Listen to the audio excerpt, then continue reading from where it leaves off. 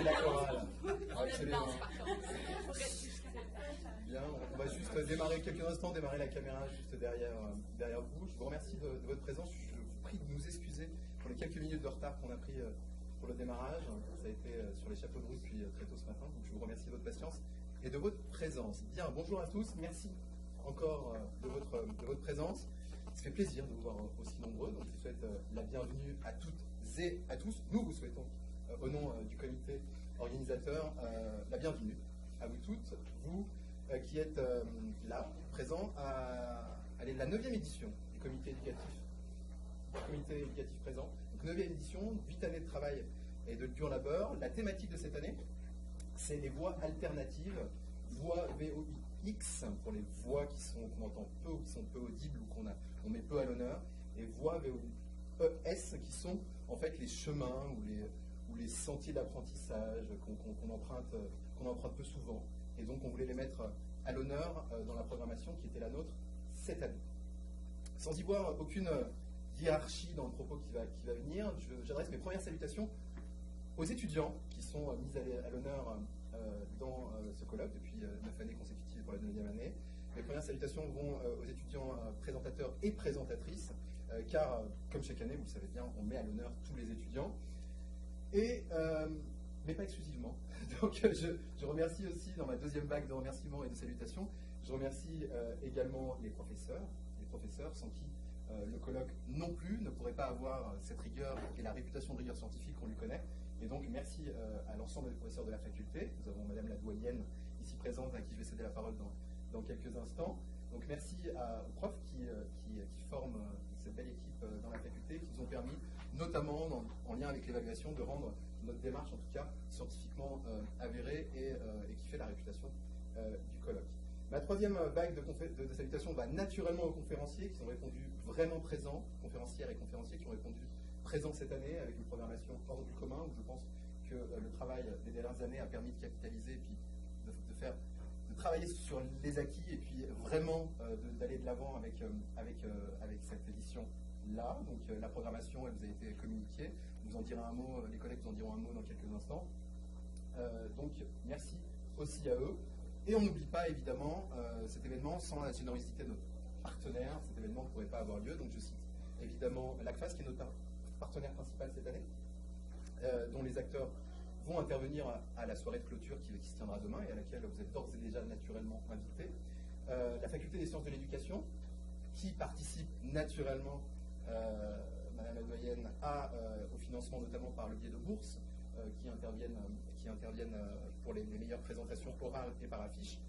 Je pense aussi à Monsieur Larrivé, qui fait partie de votre équipe, qui est le vice-doyen au cycle supérieur.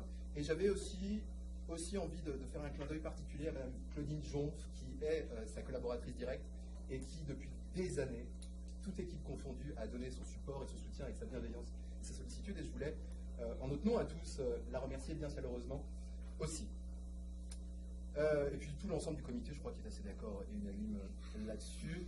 Je pense aussi. Moi, je vais terminer mon propos en disant un mot sur cette équipe que vous voyez ici présent et auquel j'ai insisté là pour qu'il soit présent autour de moi ce matin, parce que ça a été un long labeur là, qui a démarré dès le mois d'octobre dernier, sans relâche, et avec un travail de haute voltige, disons-le, de haute voltige et d'une qualité très très très professionnelle, malgré, même si c'est mal choisi, malgré le fait que ça soit du bénévolat, on a eu un travail de très très haute qualité, et c'est la magie du bénévolat et de l'implication bénévole.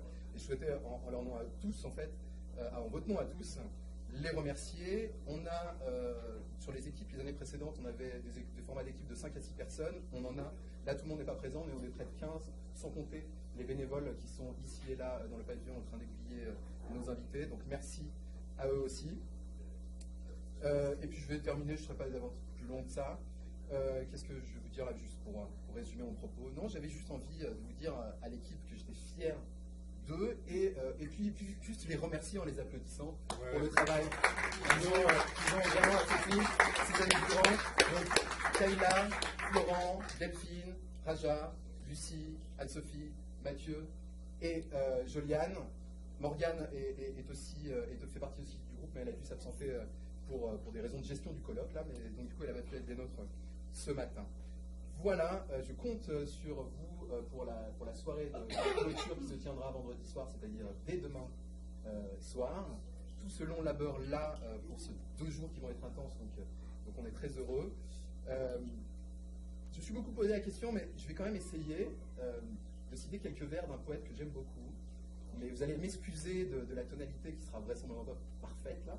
Mais c'est le poète français René Char qui disait « L'exercice de la vie, quelques combats, au dénouement sans solution, mais au motif valide, m'ont appris à regarder la personne humaine sous l'angle du bleu ciel, dont le bleu orage lui est le plus favorable. » Et je trouve que ça résume pas mal, malgré ma lecture qui est forcément imparfaite, ça résume pas mal l'esprit du colloque, c'est-à-dire qu'on continue à regarder ensemble la personne humaine dans son meilleur et sous son meilleur angle, et sans savoir nécessairement où cela va nous mener. Et c'est ce qu'on fait, à mon sens, c'est pour ça que je fais moi-même de la recherche, c'est fouiller pour voir quelle belle découverte on va faire après. Donc le temps est venu pour moi de vous souhaiter un excellent colloque, et je déclare, selon la formule consacrée, la 9e édition du colloque éducatif présent ouverte, et j'invite Madame Poirier, la doyenne de la faculté, pour son allocution. Je vous remercie.